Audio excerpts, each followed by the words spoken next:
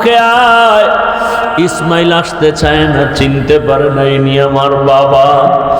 ইব্রাহিমকে আমি তোর বাবা ইব্রাহিম দইরা যখন ঘরের মধ্যে নিল, কান্নাকাটি শুরু হয়ে গেল। ও সন্তানের প্রতি মা বাবার অন্তরে কি পরিমাণ মায়া! এই দুনিয়ায় যে মা হয় না সে বুঝবে না, যে বাবা হয় না সে বুঝতে পারে না। ও আমার কলিজার যুবক বাবারা, একটা সন্তানের প্রতি মায়ের কত মোহাব্বত বুঝানো যাবে না রে বাবা। আজকে দুনিয়াতে যার মা নাই তারে যে জিজ্ঞাসা করো মা কত রত্ন। সামনে কোরবানির দিন আসতেছে, কত আনন্দের ঈদ চলবে, কোরবানির গোশত পাক হবে। কিন্তু যার মা নাই, ছেলে পাইবে, মেয়ে পাবে, স্ত্রী পাবে, কিন্তু মনের মধ্যে একটা নিঃশ্বাস আসবে। ডানে বামে তাকায় দেখবে, একদিকে ছেলে একদিকে মেয়ে, স্ত্রী অভাব নাই, কিন্তু হঠাৎ করে নিঃশ্বাস ফেলবে, আমার আদরের মাকে তো আমি আজকে পাইলাম না। কত মানুষ মা বাবাকে নিয়ে একত্রে আনন্দ করে, আর আমার মা নাই, আমার বাবাও নাই। যার মা নাই তার দোয়ার দরজা একটা বন্ধ, যার বাবা নাই তোর দরজা দোনোটা বন্ধ হয়ে যায়। মা হাজেরা কান্না করতেছেন, ইসমাইল ও চিল্লাইতেছে, ক্ষুধার তৃষ্ণা সহ্য করা যায় না। বাচ্চাদের খানাও বা কি পরিমাণ, আবার ক্ষুধাও বেশি। মা হাজেরা পানির জন্য সফা পাহাড়ে দৌড় দিলেন। ওখানে গিয়া দেখে পানি নাই, সূর্যের একটু আলো পড়িয়া বালুগুলো চিকচিক করে, আসলে পানি না। মা হাজেরা আবার ওখান থেকে মারোয়া পাহাড়ে দৌড় দিলেন। এইভাবে মা হাজেরা 7টা চক্কর লাগায় দিলেন। আল্লাহ তাআলা জিব্রাইলের ডাক দিয়া কয়, জিব্রাইল, আমার হাজেরা যেই পাহাড়ে দৌড় দিছে, আমার কাছে হাজেরার দৌড় বড় মজা লাগছে। তুমি সাক্ষী থাকো, দুনিয়াতে যত হাজি আসবে মক্কায় হজ করার জন্য, হাজেরার জায়গায় গিয়া যদি দৌড় না দেয় আমি কারো হজ কবুল করব না। হাজেরার স্মৃতিচারণে আজ হাজি সাহেবরা ওই বাইতুল্লাহ তাওয়াফ করে সফা মারওয়ায় সাই করে দৌড়ায়। আমার মাওলার কাছে হাজেরার দৌড় বড় মজা লাগছে। মা হাজেরা দৌড়ায় কাঁদে, আর ইসমাইলের জন্য চোখের পানি ছাড়ে। হঠাৎ করে শুনে কান কে যেন হাজেরা হাজেরা বলে ডাকতেছে। মা হাজেরা কোথায় যেন আওয়াজ শুনতেছেন। হঠাৎ করে নজর করে দেখে বাইতুল্লাহ, যেখানে এখন ওই বরাবর একটা মানুষের সুরাতে লোক ডাকতেছে। গিয়া দাঁড়াইয়া বলে, কে তুমি? বলে, আমি আল্লাহর ফেরেশতা জিবরাইল। কি চাও? বলে, আমার সন্তান পানি পায় না, পাগল হয়ে গেলাম। জিবরাইল তার পাখার ডানা দিয়ে এমন আঘাত করছে, ইসমাইলের পায়ের গোড়ার থেকে পানি বের হওয়া শুরু হয়ে গেল। মা হাজেরা বললেন, ঝম ঝম পানি, থাম থাম, থেমে গেল। পাথর দিয়া পানি আটকায় দিলেন। মা হাজেরাও পানি পান করলেন, ইসমাইলও পানি পান করলেন। পান করার পরে পানি ওখানে রয়ে গেল। আজ ওই জমজমের পানি এত বরকতের পানি, হাজার হাজার লাখ কোটি মিলিয়ন ট্রিলিয়ন বিলিয়ন পানির লিটার হাজি সাহেবরা নিয়ে যায়। ওই জমজমের পানি এক ফোঁটা বাড়েও না, কমেও না। মদিনায় পর্যন্ত পাইপ দিয়া নিতে চাইছে, নিতেও পারে নাই। ওরে আল্লাহর বান্দারা, সাহাবায়ে কেরাম নবীকে জিজ্ঞাসা করছিলেন, ইয়া রাসূলুল্লাহ, জমজম পানি কমেও না, বাড়েও না, এর পানির নিচের সম্পর্ক কোথায়? নবী বলেন, জমজম কূপের পানির নিচের সম্পর্ক হাউজে কাউসারের সাথে লাগানো। ওই জমজমের পানি পান করলে পেটের ক্ষুধাও নিবারণ হয়, পিপাসাও নিবারণ হয়। যে কোনো রোগের নিয়ত করিয়া পান করবে, আরে দোয়া পড়বে, আল্লাহুম্মা ইন্না নাসআলুকা ইলমান নাফিআ ওয়া রিজকান ওয়াসিআ ওয়া শিফাআম মিন কুল্লি দা। জমজম কূপের পানির মাধ্যমে আল্লাহ কঠিন কঠিন রোগ থেকেও চিরমুক্তি দান করবেন। পানি পান করলেন, পানি ওখানে থাকলো। আজও পর্যন্ত সেই ইসমাইলের পায়ের গোড়ালির পানি, মা হাজেরার বরকতের পানি জিব্রাইলের মাধ্যমে আল্লাহ দিলেন, আজও আছে। ওই জমজম কূপের পানি বড় স্বাদের পানি, নির্ভেজাল পানি।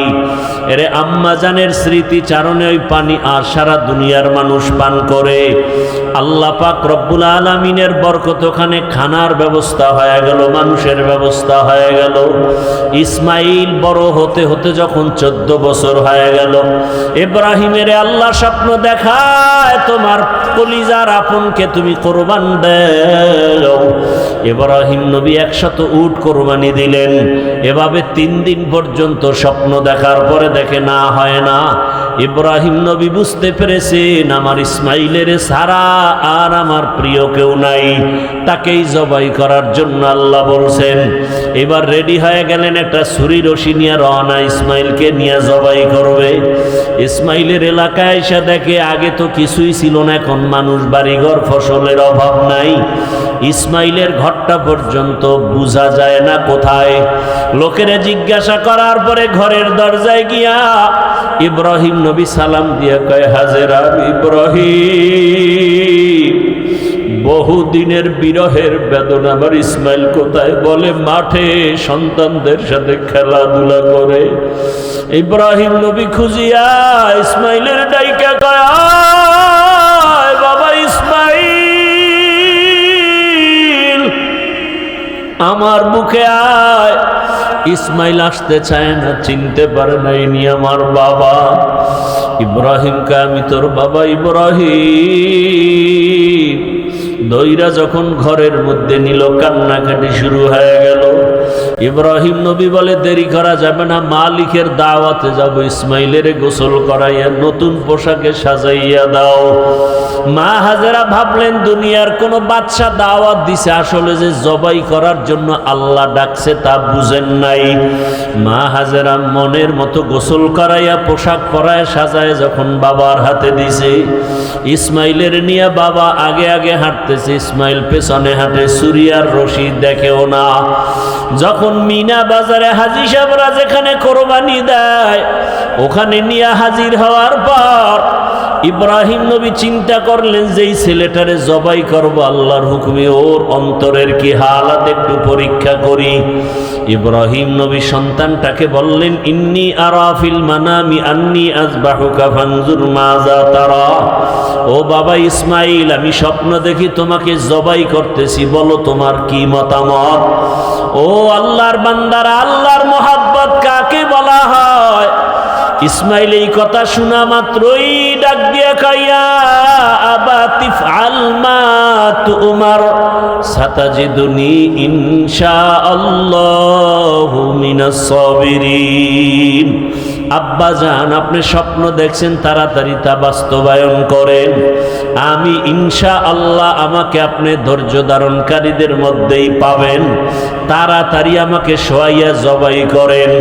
তবে আব্বা জান, এই কথাটা যদি একটু বাড়ি বসে বলতেন, আমি আমার মায়ের থেকে চির বিদায়ের সালাম জানাইয়া আসতাম, আমার মায়ের থেকে বলে আসতাম, বলেন নাই কোনো দুঃখ নাই, আপনি আমাকে জবাই করিয়া যখন চলে যাবেন আমার আম্মু জান ইসমাইলের তালাশ করবে।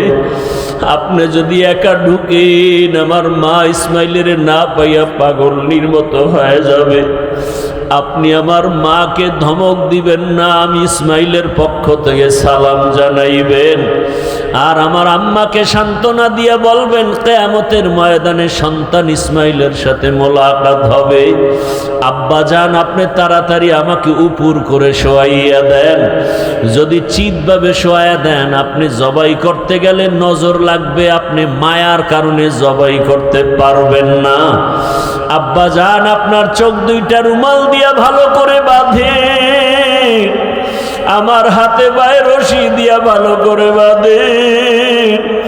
জবাই করার সময় যদি আমার হাতে পায়ের নড়াচড়া আপনার গায়ে লাগে, বেয়াদবি হবে, আল্লাহ বেজার হয়ে যাবে।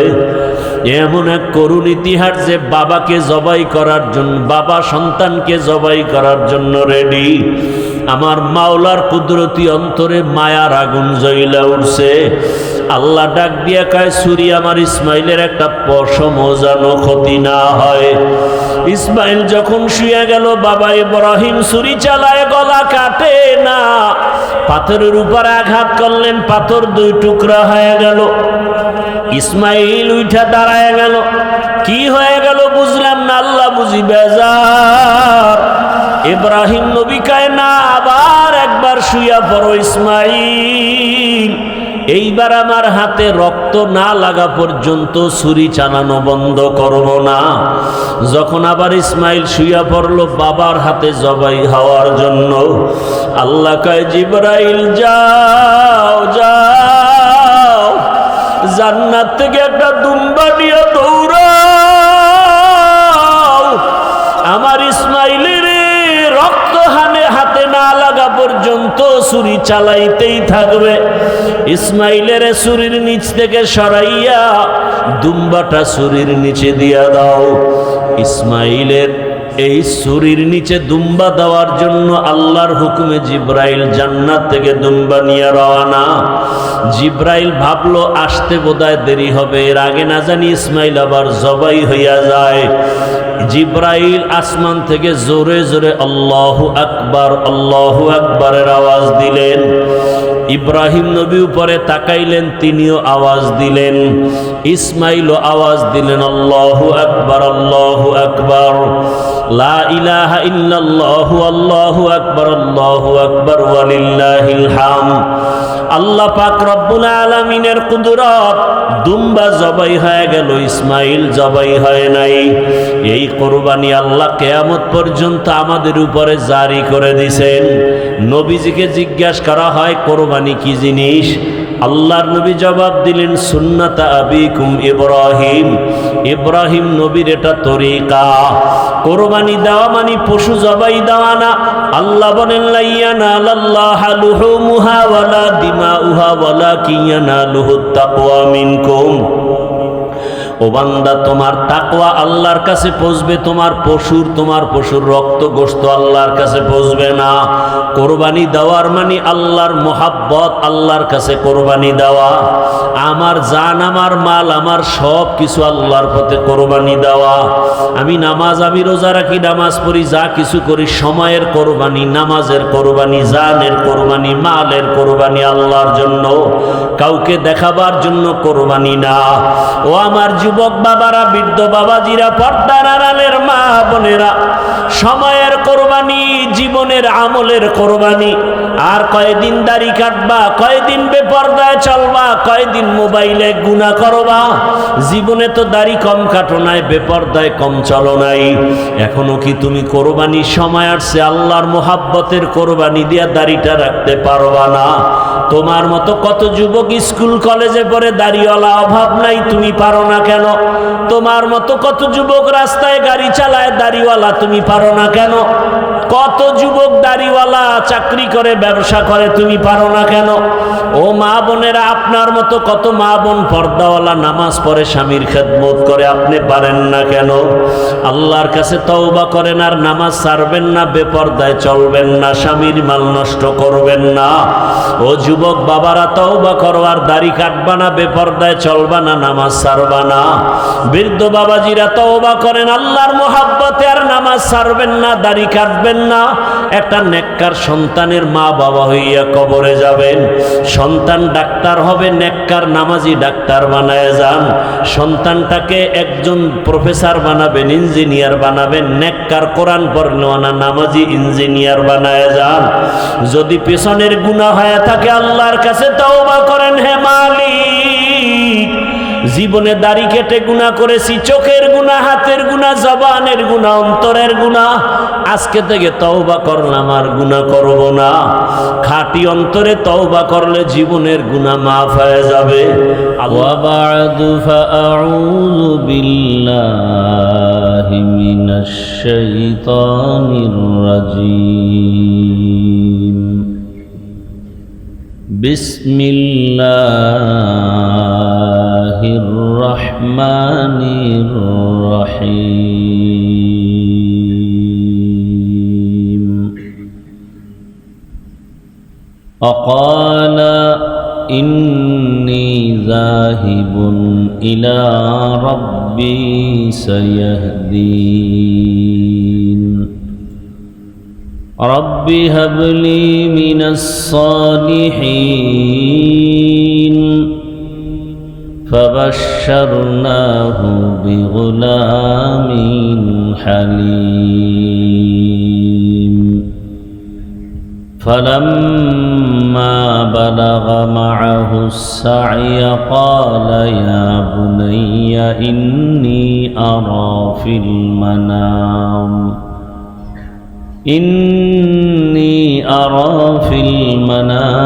أني أذبحك فانظر ماذا ترى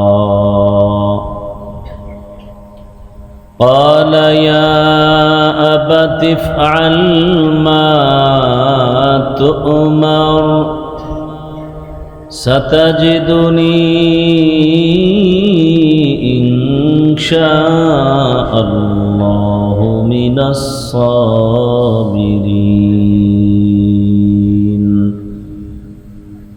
وقال النبي صلى الله عليه وآله وسلم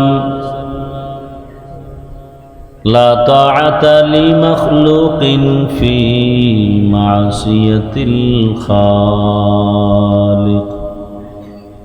صدق الله مولانا العظيم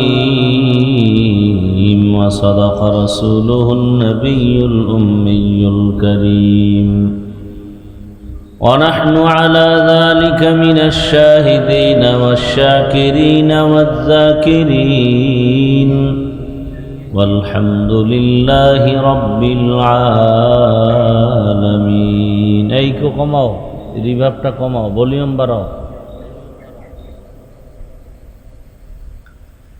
سبحانك لا علم لنا إلا ما علمتنا إنك أنت العليم الحكيم. رب اشرح لي صدري ويسر لي أمري واحلل عقدة من لساني يفقه قولي. درفشانی نے تیرے قطروں کو دریا کر دیا،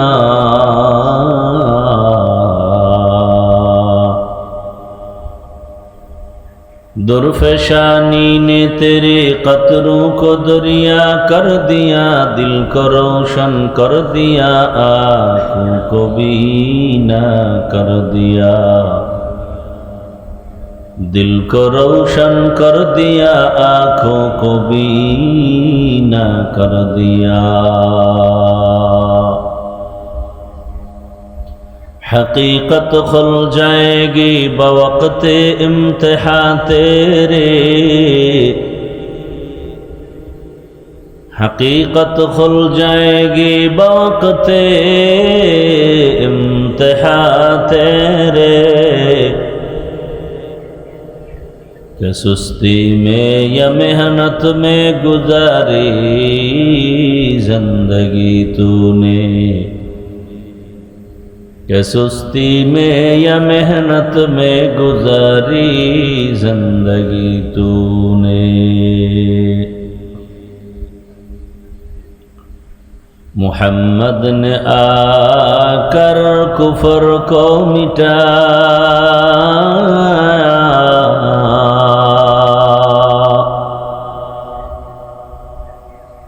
محمد نے آ کر کفر کو مٹایا،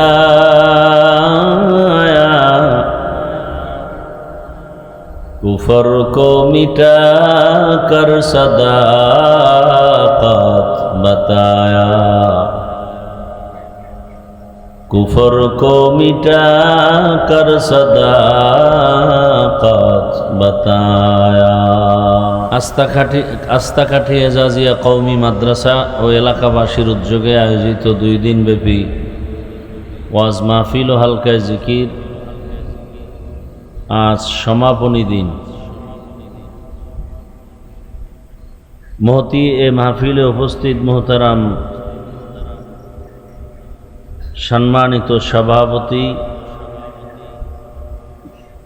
প্রধান অতিথি, বিশেষ অতিথি বৃন্দ, হযরত উলামায়ে কেরাম, এলাকার বিভিন্ন স্থান থেকে আগত আল্লাহ পাকের আশিকিন, জাকিরিন, শাকিরিন, মুহিব্বিন, মুরব্বিয়ান এজাম, কলিজার টুকরা আমার সমবয়সী যুবক বন্ধুগণ, স্নেহের ছোট ভাই, পর্দার আড়ালে মা বোনেরা, আল্লাহ পাকের দরবারে শুকর যে আল্লাহ আমাদেরকে সুস্থ রেখেছেন, আলহামদুলিল্লাহ। হাজারো লাখো মানুষের ভেতর থেকে বাছাই করে পৃথিবীর শ্রেষ্ঠ মজলিস উলামায়ে আহলে হকের মজলিস, গুনাহ মাফের মজলিস, তওবা কবুলের মজলিসে দয়া করে দয়াময় আল্লাহ আমাদেরকে হাজির হওয়ার তৌফিক দান করেছেন। মহব্বতে আর একবার পড়ি আলহামদুলিল্লাহ। দুনিয়াতে আল্লাহ মানুষ সৃষ্টি করার আগেই সিদ্ধান্ত নিছেন মানুষ হবে সৃষ্টির শ্রেষ্ঠ। সিদ্ধান্ত কার? স্থায়ী না অস্থায়ী? জানা থাকলে বলেন এই সিদ্ধান্ত মানে নাই কে? কে মানে নাই? ইবলিস। মানুষ হবে সৃষ্টির শ্রেষ্ঠ। ইবলিস তো ডাইরেক্ট মানে নাই, ফেরেশতারাও মনে মনে ভাবছিল যে না, শ্রেষ্ঠ মানুষ হবে না, আমরা হব। বিশাল আলোচনা। আল্লাহ পাক আদমকে বানাইলেন মাটির থেকে। দুনিয়াতে পাঠাবার আগে মাটির মধ্যে, জমিনের মধ্যে আল্লাহ ঘর বানাইলেন বাইতুল্লাহ। যেই বাইতুল্লাহ হজ করতে হাজী সাহেবরা চলে গেছেন, যেই বাইতুল্লাহ শুধু তাকায়া দেখলেই সওয়াব, যেই বাইতুল্লাহর দিকে তাকাইয়া প্রথম নজরে যা দোয়া করবে সাথে সাথে কবুল। সন্দেহ করলে গুনাহ হবে, কবুল যে হবে এতে কোনো সন্দেহ করলে গুনাহ হবে। এমন দামি ঘর আল্লাহ বানাইলেন তাওয়াফ করার জন্য, মানুষের ইবাদতের জন্য, হেদায়েতের জন্য। আদম আলাইহিস সালামকে আল্লাহ পাক জান্নাতে দিলেন, থাকলেন। কিছুদিন পরে আদম থেকে আবার হাওয়াকে বানাইলেন।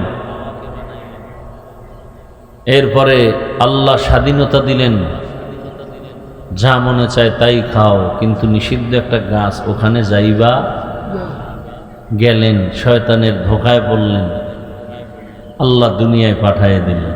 আদম নবী আসলেন ভারতে, আর আম্মাজান হাওয়া আলাইহিস সালামকে আল্লাহ পাঠাইলেন আরবে। কোথায়? আদম নবী ভারতে থাইকে দুনিয়ার হাওয়া বাতাস শরীরে অ্যাডজাস্ট হয় না। আল্লাহ বলেন জমিনে আমার একটা ঘর আছে, এটার তওয়াফ করো, এটার বরকতে পুরা দুনিয়ার জমিনের সবকিছু তোমার মুআফেক হয়ে যাবে। ভারত থেকে আদম নবী পায়ে হেঁটে বাইতুল্লাহ গিয়া 1000 বার হজ করছেন। আরো আস্তে করে বলেন। একবার সুবহানাল্লাহ বললে বেহেশতে একটা ফলের গাছ হয়ে যাবে। কেউ যদি ভাবেন যে আমার বেহেশত হইলেই চলবে, গাছ লাগবে না, এরকম বেদ্যব আছে না নাই? কাম নাই, একটা কয়ে থইল আর কি।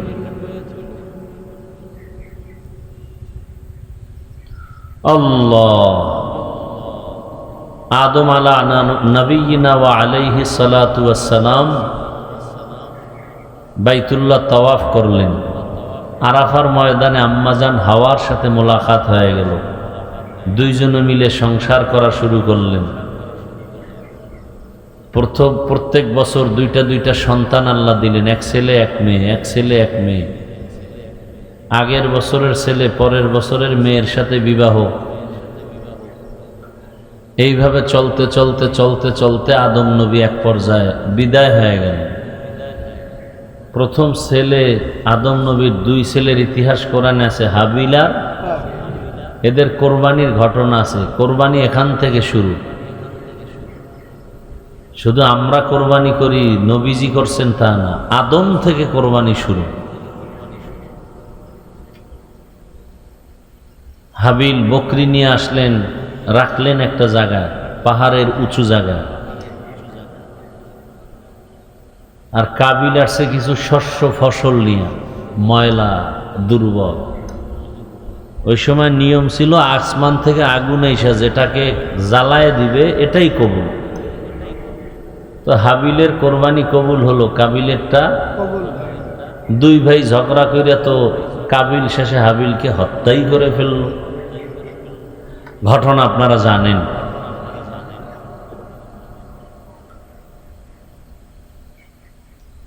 আদম নবী এক পর্যায়ে বিদায় হয়ে গেলেন। আদম নবী বিদায়ের 600 বছর পরে এই দুনিয়াতে ইবলিস মানুষকে মূর্তি পূজা শিখাইল। মূর্তি সামনে নিয়া পূজা করো। যেই নবীরে সামনে বইয়া দেখা পূজা কর্তা, ওই নবীরে সরাসরি না দেখলেও তার ছবি দেখলে তো একটা আগ্রহ বাড়বে। এই প্ররোচনা দিয়ে মূর্তি পূজা শিখাইল আদম নবী বিদায়ের 600 বছর। এই মূর্তি পূজা করতে করতে করতে করতে পুরা দুনিয়ার মানুষ 600 বছর আরও মূর্তি পূজা করলো। এমন অবস্থা যে একটা মানুষও দুনিয়াতে মূর্তি পূজার বাইরে ছিল। আল্লাহর সাথে শিরিক করা বড় গুনাহ। মানে আল্লাহর মতো আরো একজন আল্লাহ আছে, অর্থাৎ আল্লাহ যা পাবেন এটা আর একজনকে দেওয়ার নাম শিরিক। সেজদা কে পাবেন? এটা আর একজনকে দেওয়ার নাম শিরিক। জিকির আজকার নামাজ রোজা ইবাদত কে পাবেন? এটা আর একজনকে দেওয়ার নাম শিরিক। সব থেকে বেশি আমি আল্লাহর গোলামি করব আল্লাহর, এটা আল্লাহই পাবেন, আর কেউ আর একজনকে ওইভাবে গোলামি করার নাম শিরিক। আর এই যত শিরিক আছে এর মধ্যে মারাত্মক শিরিক হইল মূর্তি পূজা। অনেকে মূর্তির সামনে নিয়ে মূর্তির কাছে কিছু চায়, আর আপনাদের মধ্যে কিছু মানুষ আছে এরা যদিও চায় না, কিন্তু ঘরে আলমারি শোকেস বোঝাই মূর্তিতে বাঘ ভাল্লুক বানর পুতুল কিনে নিছে, কান্না করে বাচ্চা কান্না থামানোর জন্য পুতুল কিনছে। আর এখন তো গুনাহ করতে গেলে বাজারে যাওয়া লাগে না, সবার ঘরে ঘরে তো পকেটে পকেটে গুনার ফ্যাক্টরি আছে। কি? মোবাইল। এটা তো সবার কাছে। সিনেমা হলে এখন আর লাগে? সিনেমার বড়টা সিনেমা হইল মোবাইল। আমি চিন্তা করে দেখলাম কেউ যদি জান্নাতেও যেতে চায় এই মোবাইল দিয়ে জান্নাতেও যেতে পারে। আপনি গান দেখেন, আমি ওয়াজ দেখি। আপনি গান শুনেন, আমি বাইতুল্লাহর ইমাম সাহেবের তেলাওয়াত শুনি। বুঝেন? কথা বুঝেন? আপনি মোবাইলে টিকটক দেখেন, আমি মোবাইলে কিতাব দেখি। এই সারা পথে পথে আসতে আসতে মোবাইলে কিতাব দেখলাম।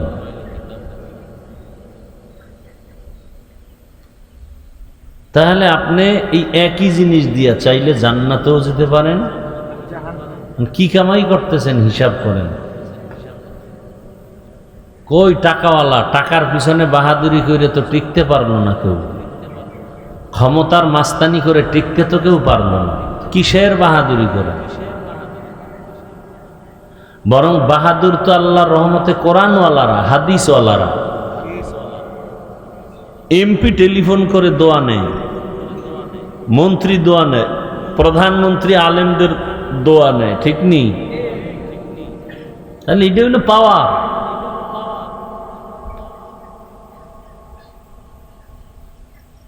আর আপনারা এমপির পিছে দৌড়ান, দেখা করতে গেলেও সিরিয়াল লাগবে 2-3 দিন পর। আমগো সিরিয়াল লাগবে। আসলে কি বুঝের অভাব। দেখেন এখানে আমরা যারা বসা আছি সবাই মুসলমান না? নাকি সন্দেহ আছে? সবাই মুমিন না?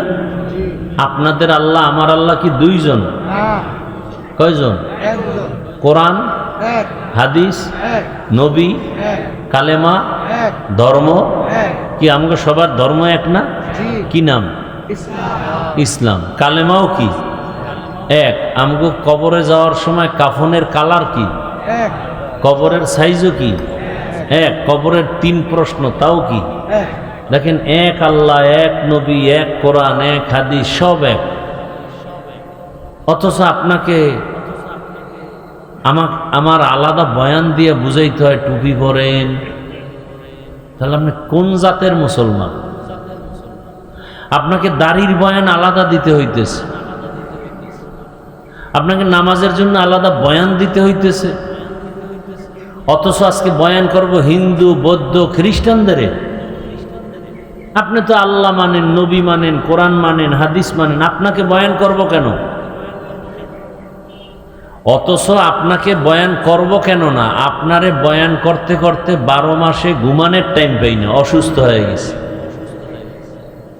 আর এই 12 মাস বাদ দিয়ে খালি 6 মাস যদি হিন্দুদের মধ্যে গিয়ে বয়ান করতাম, 6 মাসে ওরা মদিনার পাগল হয়ে যায়। আর আপনি 12 মাস বয়ান শুনেও দাড়ি রাখতে পারেন নাই, বরং আপনি দাড়ি রাখেন না, যারা রাখে তাদেরও ভালো জানেন না, আপনার কপাল এত খারাপ। অথচ যারা দাড়ি কাটে বা ছাটে দোনো দলের গুনাহ সমান, মোনাজাত কবুল হবে না। 24 ঘন্টার সেকেন্ডে সেকেন্ডে সেকেন্ডে সবসময় কবিরা গুনাহ, কবিরা গুনাহ, কবিরা গুনাহ। দাড়ি কামানেওয়ালারা যারা দাড়ি ছোট করে রাখছেন, মোনাজাত কি হবে না? তওবা না করা পর্যন্ত মোনাজাত কবুল হবে না। ভালো করে লিখে রাখেন। যারা সুদের টাকায় ব্যবসা করেন, আপনি নামাজ পড়লে হবে না, রোজা রাখলে কবুল হবে না, জাকাত দিলে কবুল হবে না, দান করলে কবুল হবে না, হজ করলে কবুল হবে না, মোনাজাত দিলে কবুল হবে না। কারা? যারা সুদের সাথে জড়িত। 24 ঘন্টা আপন মায়ের সাথে জেনা। কত কঠিন কথা। কোরআন হাদিস অনুযায়ী কথাগুলো কি আপনাদেরকে ওলামায়ে কেরাম বলা দরকার না? না আপনারা নামাজ পড়েন না, এই জন্য কি নামাজের বয়ান বলা যাবে না? এই কি ভাল লাগে না? আপনারা দাড়ি রাখেন না, এই জন্য কি দাড়ির বয়ান করব না? তা তো বয়ানই করা যাবে না। এরকম যদি ধরেন একটা একটা, তো বয়ানই করা যাবে না। যেই বয়ান করুন এটাই আপনার গায়ে বাজে। পর্দার বয়ান করলে বাজবে না? বাজবে। তো পর্দার বয়ান বাদ। তাহলে ওয়াজ কই? কোনো ওয়াজই নেই। হুজুরে আর ওয়াজ পাইল না, সুদের বিরুদ্ধে দলল। হুজুরে আমারে চিনল কেমনে, আমারে ধরে ফেলাইল চোরের মনে। হুজুরে বুঝলো কেমনে আমি সুদ খাই? কেমন তার সেরা আপনি চিন্তা করতে পারেন? এর কাছে ভাল লাগে না বয়ান। মাঝে মাঝে হুজুর দেখলি ভয় পায়, আবার নি সুদের ডাকা। এই জন্য আগামী জুমায় গিয়া, কালকেই তো জুমা, হুজুরের কইবে ইমাম সাহেব কোরআন হাদিসের বাইরে ওয়াজ করবেন না। ও মনে করছে যে কোরআন হাদিসের ভিতর দিয়ে ওয়াজ করলে আর সুদের বিরুদ্ধে কিছু বলা লাগবে না। অথচ কোরআন দিয়া বয়ান করলেই সুদের বিরুদ্ধে বলা লাগবে। কোরআন দিয়া বয়ান করলেই বেনামাজির বিরুদ্ধে বলতে হবে।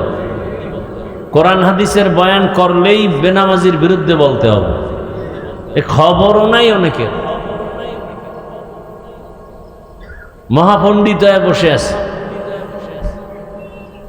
আল্লাহ হেদায়াত দান করেন। আমিনও কয় না। চিন্তা করছেন যদি কবুল হয়ে যায়, যদি আবার কবুল টবুল হয়ে যায় তো বিপদ। আমরা টুপি খুলতে চাই না আর আপনি টুপি দিতে চান না। কত ভিআইপি মুসলমান আপনি। আমরা নামাজ ছাড়তে চাই না, লজ্জা, আর আপনি নামাজ পড়তে চান না, লজ্জা। আমি দাড়ি কাটতে চাই না, লজ্জা, আর আপনি দাড়ি রাখতে চান না, লজ্জা। আমি পর্দা ছাড়তে চাই না, লজ্জা, আর আপনি পর্দা করতে চান না, লজ্জা। কি মুসলমান দাবি করেন? আল্লাহর কোরআনটা যদি মনে কয় আপনার সত্যতা, সোজা হইয়া কবরে যাইন, সোজা কথা। আর যদি মনে করেন কোরআন মিথ্যা, তা টেনশন নাই, বাকি আমগোও মিথ্যাটা ধরায় দেন, এক কোন দাড়ি কেটে ফেলবো, জামা কাপড় বাদ দিয়ে নাচ গান শুরু করবো রাস্তাঘাটে। একটা ভুল বের করে দেন কোরআন থেকে, পারবেন? তো দাড়ি রাখেন না কেন? কি সমস্যাটা কি আমাকে বলেন? দাড়ি কাটলে লাভ কি আমারে বলেন তো? লাভ আছে, তা আমিও কাটি। দাড়ি কাটলে ধনী হওয়া যায়, দাড়ি কাটলে যৌবন বাড়ে।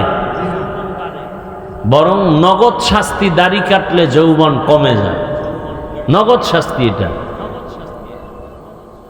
চোখের পাওয়ার কমে যায়, আরো কত শাস্তি। এত নগদ দুনিয়ার শাস্তি।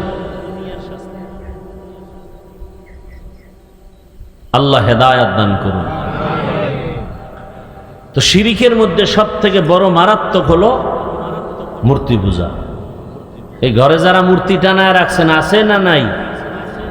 পীর সাহেবের মুরিদ হাজী সাহেব ঘরের কি আবার গোপনে রাখলে তো হুজুর টুজুর ঢুকলে যেন সামনের রুমে রাখছে, ঢুকলেই দেখা হয়, সালাম দিয়েই যেন দেখি ছবি, ম্যাডামের ছবি, হ্যাঁ, শুভ বিবাহের ছবি, শুভ জন্মদিনের ছবি, মুসলমানি করেন না ছবি, মুসলমানি করাইবে আবার অনুষ্ঠান করে, মাইকিং করে। ছেলের মুসলমানিতে এই পরিমাণ হাদিয়া আইছে, বাহে কয় আমি আর একবার করমুনি। যেই পরিমাণ ছেলের মুসলমানিতে হাদিয়া, তা আমি করলে তো আরো হাদিয়া বল। এ সমস্ত অনুষ্ঠান ইসলামে নিষেধ। কে ইসলাম মানে? ওই যদ্দুর বললাম এদ্দুরি। তা আমি বলছি দেখে শুনেন, কালকে ইমাম সাহেব বলুক না, সূর্য ডুবার পরে নোটিশ আসবে, গাইবি নোটিশ, ইমাম সাহেব 1 মাসের ছুটি। কি মিথ্যা বলতেছি? কবে কেন? কয় যে শিয়ালের হাতে মুরগি আমানত। শিয়ালের হাতে মুরগি দিলে যা হয়, সুদখোর বেনামাজির হাতে মসজিদ মাদ্রাসার চাবি দিলে তাই হয়।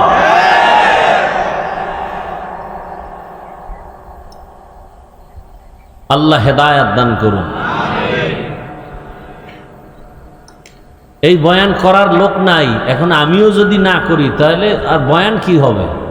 আমরা যদি আপনাদেরকে সতর্কতার জন্য না বলি, কে বলবে?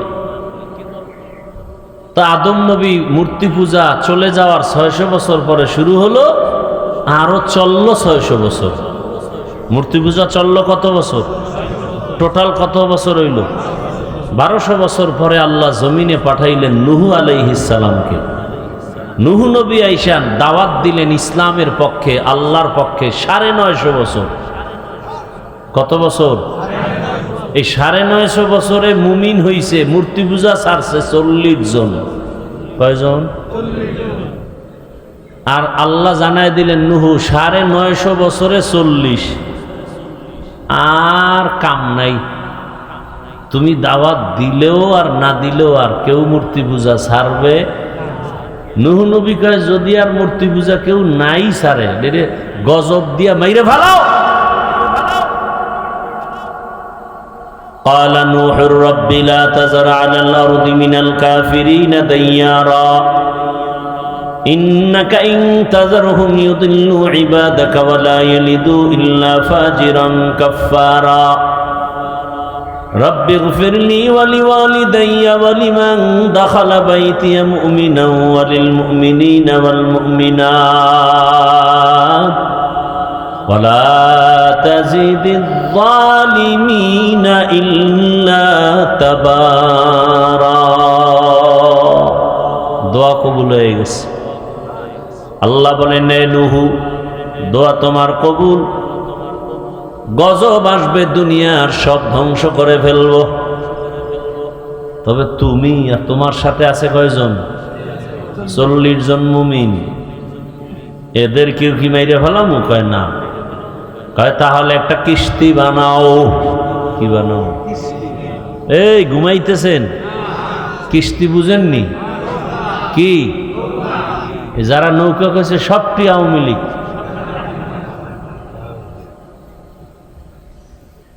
নূহ নবীকে আল্লাহ বললেন এমন একটা কিস্তি বানাও যে কিস্তিতে তুমি 40 জন মুমিন নিয়ে, তোমার 3 সন্তান নিয়ে উঠবা, সাথে থাকবে 1 জোড়া হাতি, 1 জোড়া গরু, 1 জোড়া বাঘ, 1 জোড়া ঘোড়া, 1 জোড়া বকরি, এইভাবে জোড়ায় জোড়ায় জোড়ায় জোড়ায়। তাহলে 1 জোড়া হাতি লয়ে যদি কেউ নৌকায় উঠে আর 40 জন যদি উঠে, কদ্দূর যাইতে পারবো? তাহলে আল্লাহ কি নূহ নবীর নৌকার কথা কইছে? কি কি হইব? জাহাজ। কি হবে? কয়েকতলা বিশিষ্ট জাহাজ বানাইছেন, আন্দাজি কয়ে দিল নৌকা। এটা ভুল কথা। এটা কি কথা? গলত মশহুর। কি হবে? নৌকা না জাহাজ। নূহ আলাইহিস সালাম জাহাজ বানালেন, পানি বন্যা শুরু হয়ে গেল। 40 জন মুমিন সহ নূহ নবীর 3 সন্তান আর 1 সন্তান উঠে নাই, নূহ নবীর সাথে গাদ্দারি করে বাহিরে রয়ে গেল কেনান। দীর্ঘ 40 দিন আসমান থেকে বৃষ্টি, জমিন থেকে পানি বাড়তেছে, উপর থেকেও পানি নামতেছে। কয়দিন? কেনান কইছিল পাহাড়ের উপরে উঠে আমি দাঁড়ামু, পানি আমারে পাইতো না। 40 দিনের বৃষ্টি আর নিচের সাগরের পানি বাড়তে বাড়তে পাহাড়ের উপরে কেনান মারা গেল। দুনিয়ার সব শেষ, পুরা জমিনটা একেবারে খোলা ময়দান হয়ে গেল, পুরা জমিন।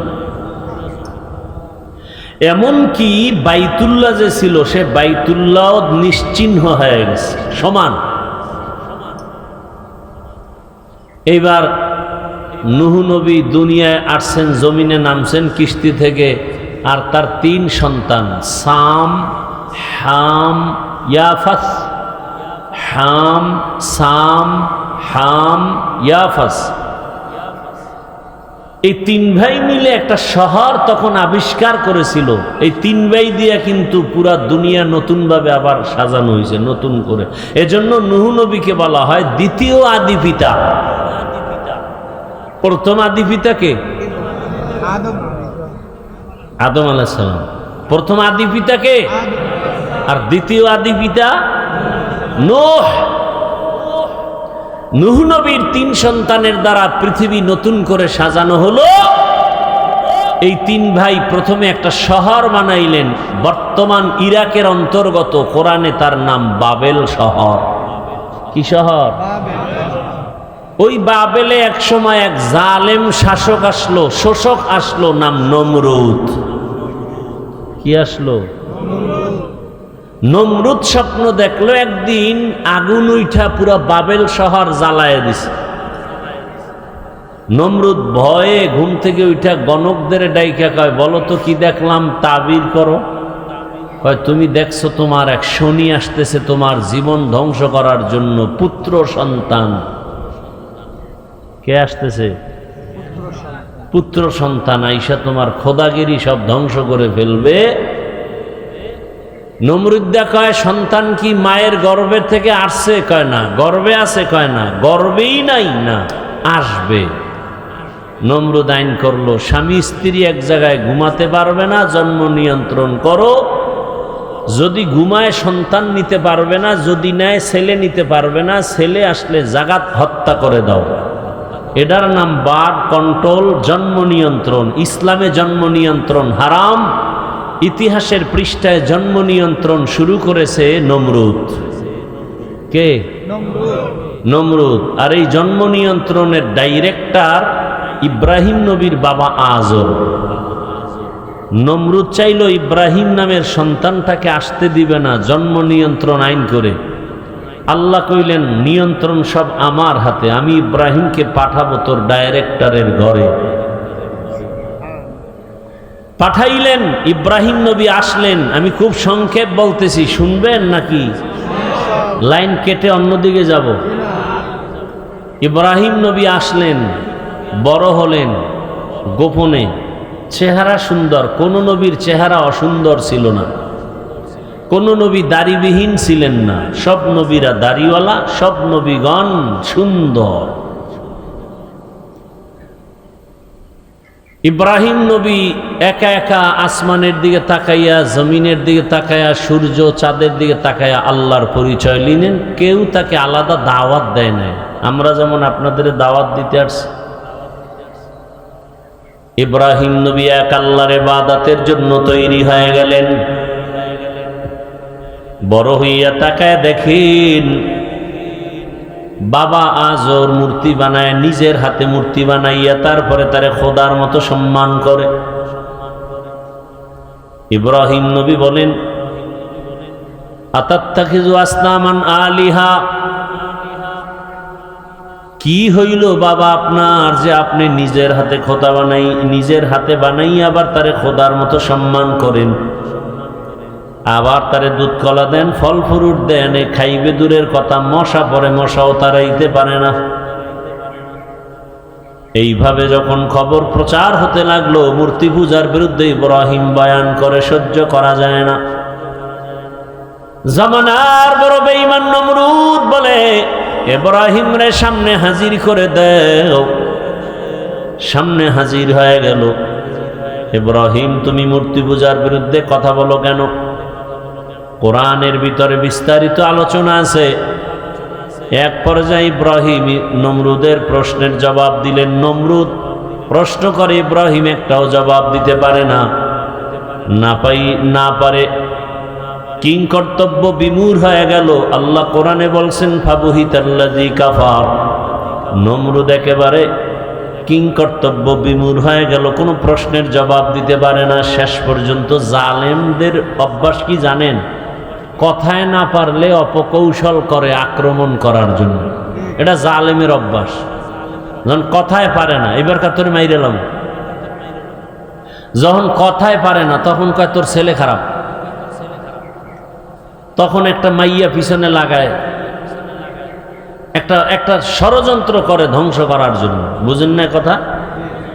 ভালো মানুষটার একটা ষড়যন্ত্রের শিকার করায়া অপমান করার অপচেষ্টা চালায়। এটা জালেমের একটা বদভ্যাস। নমরুদ যখন দেখে ইব্রাহিমের লাগে পারি না, কেন মারো। এমনি কি মারা যায়? কি করা যায়? আগুনের কুণ্ডলী সাজাও। বিশাল এরিয়া নিয়ে আগুনের কুণ্ডলী সাজাইয়া আগুন যখন প্রজ্বলিত করা হলো, আগুনের এত তাপ, হাত দিয়ে ইব্রাহিম রে ফালানো যায় না। শেষ পর্যন্ত শয়তানের প্ররোচনায় বড় বড় গাছ লাগাইয়া, গাছের সাথে চরখা বানাইয়া ইব্রাহিম নবীর শরীরে কোমরে বাঁধিয়া গাছ ঘুরায় ঘুরায় টাইনা টাইনা ফালাবে। সব রেডি, কিন্তু যখন গাছ ধরে টানে, গাছও নড়ে না, ইব্রাহিমও নড়ে না। নমরুদ তওবা করবে ভাব। বেঈমান আল্লাহর দুশ্মন, মানুষের প্রকাশ্য দুশ্মন ইবলিস এসে ডাক দিয়া কয়, নমরুদ টেনশনের কোনো কারণ নাই। তুমি কেন হাজার মানুষ যদি এক জায়গায় জমা করো, ইব্রাহিম রে টাইনা ফালাইতে পারবা না। কারণ লক্ষ লক্ষ নূরের তৈরি ফেরেশতারা ইব্রাহিমের সহযোগিতায় রশি ধরে রাখছে। ওই আল্লাহ এখন আছে না নাই? কথা হলে রশি কেমনে ফেরেশতাকে ফিডামু? তুই দেখোস না কি ফিডাবি? বুদ্ধি আমার থেকে নে, বেশি বুঝিস না। কি এই মুহূর্তে ইব্রাহিমের উলঙ্গ করো, রহমতের ফেরেশতা চলে যাবে। বর্ণনাকারী ঐতিহাসিকগণ বলেন, আর এক বর্ণনা হলো কয়ে জায়গায় নারীদের উলঙ্গ অর্ধুলঙ্গ করে নাচ গান করো, ফেরেশতারা চলে যাবে। যেখানে অর্ধুলঙ্গ নাচ গান হয় ওখানে রহমতের ফেরেশতা থাকে না, গজব শুরু হয়ে যায়। সম্ভবত 2014 সাল পত্রিকায় খবর আসলো, গাজীপুরে একটা 14 তলা বিল্ডিং এর 11 তলায় আগুন লাগছে। উপরেও কোনো ক্ষতি হয় না, নিচেও হয় না। 11 তলায় যারা ছিল মরে গেছে। খোদ ওই জায়গার মালিকও ছিল। নামটা শুনে আমি টের পাইলাম, এই লোকটা তো আমার পরিচিত, অনেক টাকার মালিক। তার এক আপনজনকে টেলিফোন করলাম, বিষয় কি জানতে পারলাম। পত্রিকায় সব পাওয়া যায় না। রাত্র 1টার সময় ওই 11 তলায় আগুন লাগছে কেন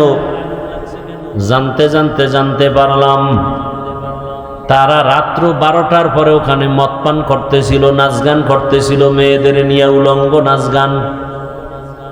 কি না আকাম হয় আমাদের দেশে, কি হয় না বলেন তো? আপন বাবা তার আপন মেয়েটারে হোটেলে ঢুকাইয়াই বাংলাদেশে, আপন মেয়েটারে ঢুকায় কয় তুই আজকে আমার কাছে স্ত্রী। এই দেশ আমার বাংলাদেশ। এত ধর্ষণ হইতেছে, কোনো বিচার নাই। কিসের তদন্ত? আবার চাক্ষুষ প্রমাণ, ভিডিও টিডিও দেখাইতেছে যে আমি মইরা যাইতেছি, অমুকের মারতেছি, এরকম হয় না? আবার কিসের তদন্ত? 2 সাইডের সমানে সাইজ করে দিলে পুরো দেশ ঠান্ডা হয়ে যায়। আমাকে বরিশালে কয় না, ভূত সারামু কারে দিয়া, এই যদি ভূতে পায়, চোর পাহারা দেবে, সেই পাহারাদারও যদি চোর হয় তার চোর ফিরাবে কেমনে? আমার দেশে যত নির্বাচন হোক আর যাই হোক, চুরি আর দুর্নীতি যতদিন বন্ধ হবে না ততদিনে বাংলাদেশ সোনার বাংলাদেশ হবে না। চুরি বন্ধ হইছে? আমি হুজুরে ক্ষমতা পাইয়া ডাইন বাম করে ফেলাই আর আমনেকু কথা তো কওয়াই লাগবো না।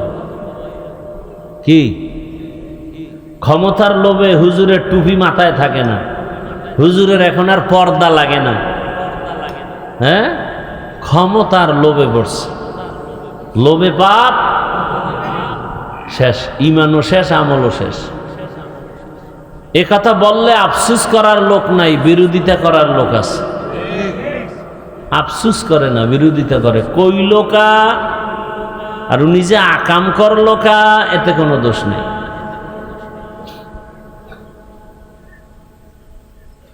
কত দূর গেলাম? পয়গম্বর ইব্রাহিম নবীকে আগুনে ফেলাবে, এখন ল্যাংটা করবে কে, উলঙ্গ করবে কে?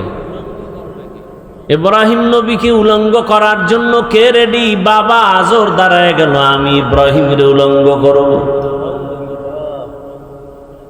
যখন ইব্রাহিমের উলঙ্গ করার জন্য বাবার সামনে দাঁড়ায় গেছে,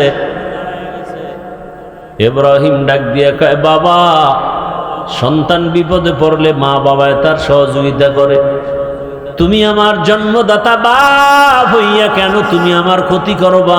তুমি জানো না লক্ষ লক্ষ ফেরেশতারা আমার লজ্জা দেখবে, তুমি আমার ইজ্জত নষ্ট করিও না। সুরে শোনে না ধর্মের? হয়তো উলঙ্গ করলো অথবা নাচ গান করলো, রহমতের ফেরেশতা চলে গেল, এবার আগুনে ফালাইল। আল্লাহ আগুনকে নোটিশ দিয়ে দিলেন, কোরআনের আয়াত, কুলনা ইয়া নারু কুনি বারদাও ওয়া সালামান আলা ইব্রাহিম কে লুতফে খেশরা ইজহারে কর বা খলিল আসনারে গুলজারে কর। আল্লাহ নোটিশ দিলেন আগুন ঠান্ডা হয়ে যায়। মুফাসসিরিনে কেরাম বলেন শুধু ইব্রাহিমের আগুন না, পৃথিবীতে তখন যত আগুন ছিল সব ঠান্ডা হয়ে গেছে। ইব্রাহিম নবী দীর্ঘদিন আগুনে বসলেন, নমরুদকে এই আগুন জ্বালাও না কেন? আগুনের জবান খুলে গেল। আগুন বলে, এই নমরুদ, তুই যার গোলাম আমিও, তুই আমারে বলো জ্বালাই না কেন? আমার রব আমাকে অর্ডার করছে একটা পশমও যেন জ্বলে না। আমি আমার রবের হুকুম মানলাম। ইব্রাহিম নবী সশরীরে নিরাপদে আগুন থেকে বের হয়ে গেলেন। এরপরে ওই যে আয়াত পড়ছিলাম খুতবায়, ইব্রাহিম নবী এবার হিজরতের জন্য রেডি হয়ে গেলেন আর বললেন, ইন্নী যাহিবুন ইলা রব্বি সাইয়াদিন। ইন্দরি সারা আর তার ভাতিজাকে নিয়ে রওনা, ফিলিস্তিন যাবেন, মিশরের উপর দিয়া যায়। মিশরে আবার এক জালেম বাদশা খবর পাইছে বিশ্ব সুন্দরী যায় আটকাইয়া দাও। যখন বিশ্ব সুন্দরী বিবি সারাকে নিয়ে আক্রমণের জন্য জালেম বাদশা নিয়ে গেল, ইব্রাহিম নবী চুপচাপ বসে আছেন। ও আল্লাহ, আমার স্ত্রীর ইজ্জত নষ্ট হবে, এটা কেমন করে সহ্য করা যায়? আল্লাহ কয়, হেফাজতের মালিক আমি আল্লাহ। ওই জালেম বাদশা যা তোমার বিবির সাথে করবে, তুমি এখানে বৈশা অন্তর চোখ দিয়া সব দেখবা। সুবহানাল্লাহ। না বেশি বেশি বিড়ি টানবেন, তাই সুবহানাল্লাহ হাসেন। দুনিয়াতে যদি কোনো বেহায়া থাকে, এই হইলো বিড়ি খোরেরা হইলো বড় বেহায়া।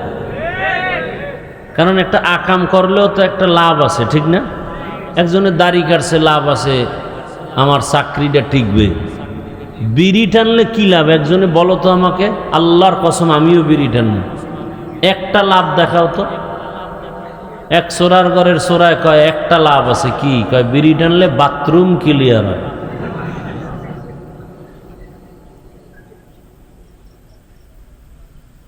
ইব্রাহিম নবী মিশরে জালেমের হাতে তার স্ত্রী বন্দী, আল্লাহর উপরে ভরসা করে আছেন। যখন ওই জালেম বিবি সারার উপরে হাত বাড়াচ্ছে, আল্লাহর কুদরতে হাত বাঁকা হয়ে গেছে। হেফাজতের মালিক কে? সে আল্লাহ নাই? এত টেনশন করবেন না। ভোটের আগে টাকা খাইছেন না? খান নাই? কি এর পীর সাহেবের মুরিদার তাবলিগালার হাজি সাহেব, ভোটের আগের রাত্রে যারা টাকা খাইছে এরাও জালেম, যারা খাওয়াইছে ওরাও জালেম। এক ইমান আছে? যদি কয় হুজুর শান্তি পাই না কেন, জুতার বাড়ি পাও না কেন, এইটার হিসাব করো। তোর ঘুমের মধ্যে ঠাস ঠাস করে জুতার বাড়ি লাগা দরকার ছিল, লাগে না কেন? মুহাম্মদের উম্মত হওয়ার বরকতে। শান্তি আকাম কইরা শান্তি, মান্দার গাছ লাগাইয়া আমের দোয়া করলে আম আসবে? তা আকাম কইরা এরপরে শান্তি, এত সোজা না।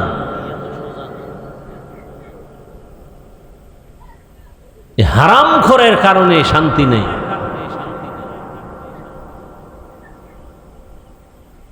ওই 500-1000 টাকা খাইয়া নিজের ইজ্জত, বউ মাইয়া পোলা বিক্রি করে ফেলাইছে। আর নির্বাচনের পরে দেখে যে মাইয়া হিজরত করতেছে, ছেলে হিজরত করে, তো চিল্লা চিল্লি করে। গায়ে চিল্লাবি না, তোর টাকা পয়সা দিয়ে তোর সব কিনে নিছি না ভোটের আগের রাত্রে, চিল্লাও কেন? তোর মাইয়ার ইজ্জত কিনে নিছি, তোর ছেলেরটা কিনছি, এখন মাইয়া নিয়ে ভোগ করবো, কোনো আওয়াজ দিবি না, দিলে তোরও মাইরে ফেলাম। কে কাম চলে না? আরো খাও হারাম। আমগো কাছে তো হারাম টাকা নিয়ে কেউ আসতে পারল না, বলো আপনার কাছে আসে কেমন? আপনি একটা জুতা দিয়ে বাড়ি মারলে তো পুরো দেশের মধ্যে আপনার সুনাম হয়ে যেত, যে বড়রাইতে একটা জুতা দিয়ে ফিডাইছে, ও টাকা নিয়ে আসছিল দেওয়ার জন্য। সারা দুনিয়ার মানুষ আপনার জন্য দোয়া করত। তা তো পারলেন না, 1000 টাকার লোভ সামলাইতে পারেন নাই। এর সে বাথরুমে গিয়া 10 গ্রাম পায়খানা খাইলে ভালো হইত, পরে কুলি করলে গন্ধ চলে যেত, শেষ। কি বিষ খাওয়ান্য রুগীরে পায়খানা খাওয়াইতো না আগে শুনছি, তো সমস্যা কি? মানুষের পায়খানা, সমস্যা তো নেই। কিন্তু এই ভোটের টাকা যারা খাইছেন, জাহান্নামে না যাওয়া পর্যন্ত, জাহান্নামের আগুন না লাগা পর্যন্ত পবিত্রতা অর্জন হবে না। সুদের টাকায় চায়ের দোকান দেয়, লোন উঠাইয়া দোকান দেয়, আফসুস। মরণেরও চিন্তা নাই যে কালকে মরে গেলে উপায় কি, ছেলে মেয়েরা কষ্ট করবে না। এমন বাপ হইলেন যে খালি নিজেরটাই ভাবলেন, মরে গেলে যে ছেলে মেয়ের উপরে বিপদ আইব, এটা ভাবছেন কখনো? এটা ভাবলে তো এই অন্যায় করতে পারতেন না। আমাদের দেশের এক লোক ঢাকায় থাকে,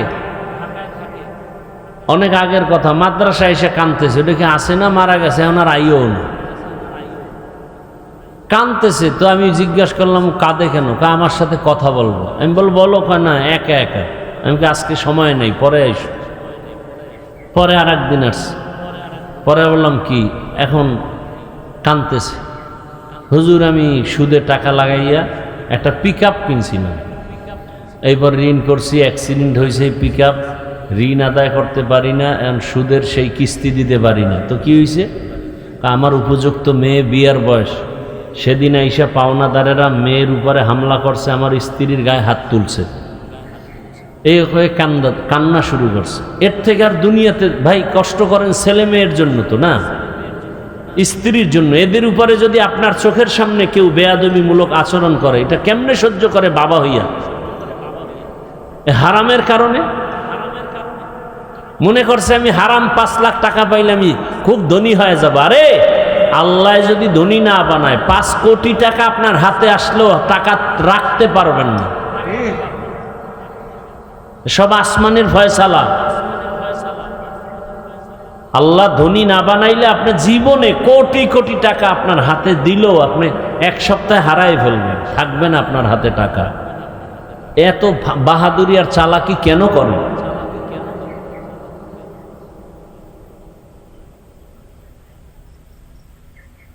ওই জালেম একবার দুইবার তিনবার হাত বাড়াইছে, তিনবার হাত বাঁকা হয়ে গেছে। আবার ওই মহিলার কাছে, বিশ্ব সুন্দরীর কাছে বলে, আর বাড়াবো না, তুমি দোয়া করো আমার হাত যেন ভালো হয়। দোয়া করছে, ভালো হয়েছে। এবার কয়, তোমার মধ্যে এমন কি পাওয়ার যে আমি আগাইতে পারি না? আমার মধ্যে কোনো পাওয়ার নাই, তবে একটা পাওয়ার আছে, আমি একজন নবীর স্ত্রী। বলে কোন নবী? বলে ইব্রাহিম নবী। তাই নাকি? বলে হ্যাঁ। কোথায়? ওই গাছতলায়। ডেকে আনো। ডেকে আনলো, ক্ষমাটামা চায়া সর্বোচ্চ সম্মান দিয়া মেহমানদারি করাইল এবং বলল, আপনার সন্তান কি? কয় সন্তান নাই। এই বুড়া বয়সেও সন্তান নাই? না। হাজেরা নামের খাদেমা ছিল, খাদেমাকে হাদিয়া দিয়ে দিল যে নেন, আমি আপনাকে হাদিয়া দিলাম। বড় স্ত্রী সারার অনুমতি সাপেক্ষে হাজেরাকে নবী ইব্রাহিম বিবাহ করলেন। এরপরে দোয়া করলেন, রব্বি হাবলি মিনাস সালিহিন। মনে আছে না তরজমা কইছিলাম? আল্লাহ নেককার সন্তান দাও। ইব্রাহিম নবীর মতো ব্যক্তি যদি নেককার সন্তানের দোয়া করে, আর আপনি দোয়া ছাড়া পাইবেন একজন শাহজালাল, আনোয়ার শাহ। আপনি আনোয়ার শাহ পাইবেন না, সালমান শাহ পাইবেন। বড় পীর সালমান শাহ।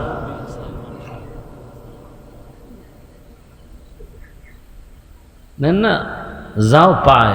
নেককার সন্তান, নামটাই রাখছে একটা গজব্য নাম। সন্তানের নাম তুফান। বরকত হেনতে শুরু হয়ে যাবে। সন্তানের নাম সবুজ, বাপের নাম গম্বুজ। কি? সন্তানের নাম বৃষ্টি, সন্তানের নাম। এই লজ্জা লাগে মুখে আনতে। আমাকে ইসলামে নামের অভাব। অভাব তো বেঈমানের নাম রাখলেন কেন সন্তানের? এক জায়গায় গিয়ে উনি সন্তানের নাম সুমেল। সন্তানের নাম কি? সুমেল। আর এক ভাইয়ের নাম রুমেল। আমি কি, তুই বিয়ে করলে তোর পোলা হইলে নাম রাখবি জিমেল, হের ঘরে পোলা হইলে নাম রাখবি হিমেল, সব মিললে হইব কামেল। এই হলো অবস্থা। অথচ সারা দুনিয়ার বেঈমানদের বাড়ি কোনো আমগো মুমিনগো নাম আছে কি? আপনাদের এদিকে হিন্দু বৌদ্ধ কারো নাম কি রহিমা, আব্দুর রহমান আছে? তা আপনার কপালে ঠাডা পড়লো কেন যে বেঈমানের নাম রাখলেন? সন্তানের নাম নদী, সাগর, বৃষ্টি আছে না নাই? হায়, আইয়া আবার আমগোদারও দোয়া চায়, হুজুর আমার বৃষ্টির জন্য দোয়া করেন। তার বৃষ্টি।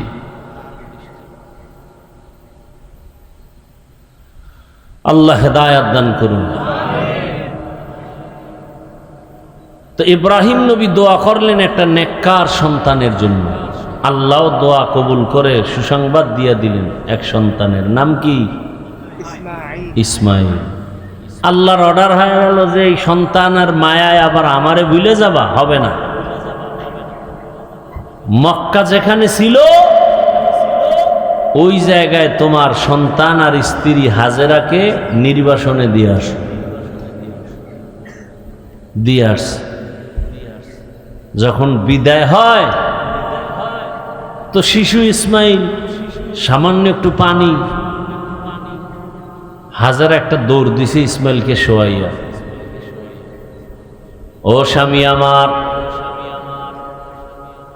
নির্জন জঙ্গল, পানি নাই, মানুষ নাই, পশু নাই, খানার কোনো আয়োজনও নাই, এমন এক নির্জন জায়গায় যে আপনি আমাদের রেখে যাচ্ছেন, কারণ কি আপনার ইচ্ছায় নাকি অন্য কিছু?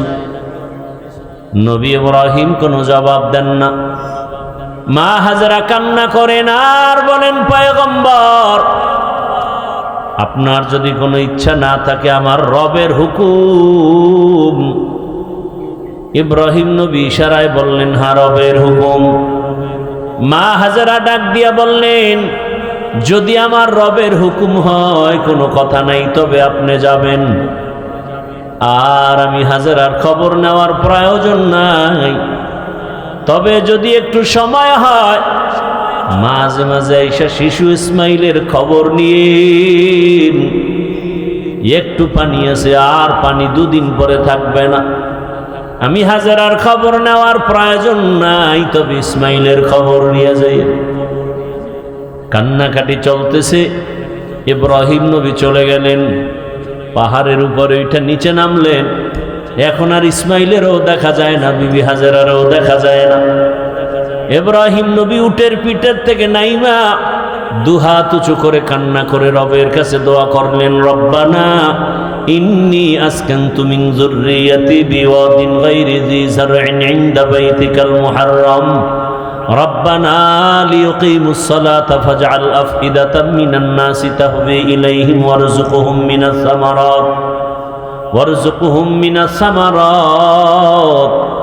পয়গম্বর ইব্রাহিম দোয়া করলেন, হে আল্লাহ, এমন এক নির্জন জায়গায় তোমার হুকুমে রাখলাম, তুমি এদের খানার আয়োজন করো, ফলের মাধ্যমে রিজিকের ব্যবস্থা করে দাও, এরা নামাজ আদায় করবে, তোমার শুকর আদায় করবেন।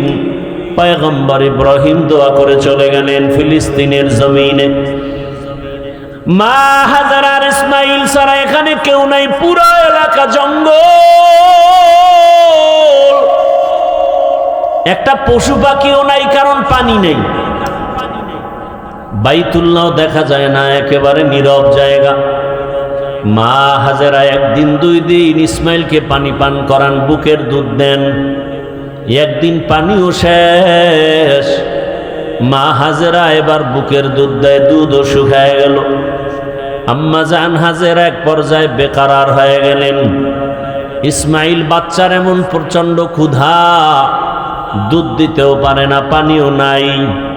মা হাজেরা ঐতিহাসিকগণ লেখেন তার জিহ্বাটা ইসমাইলের মুখের মধ্যে দিয়া দিল। এক পর্যায়ে দেখে জিহ্বার মধ্যেও পানি নাই।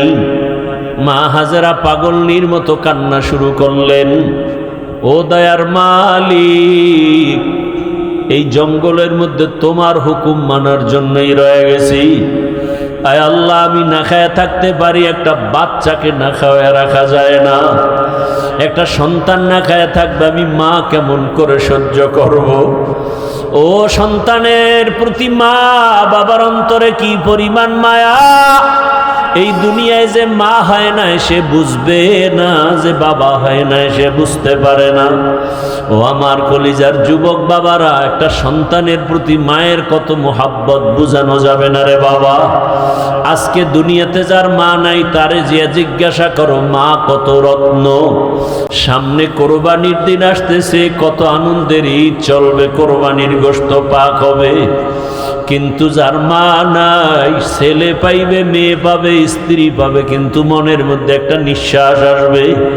ডানে বামে তাকায়া দেখবে, একদিকে ছেলে একদিকে মেয়ে, স্ত্রী অভাব নাই, কিন্তু হঠাৎ করে নিঃশ্বাস ফেলবে, আমার আদরের মাকে তো আমি আজকে পাইলাম না।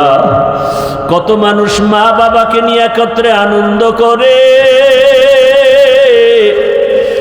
আর আমার মা নাই, আমার বাবাও নাই।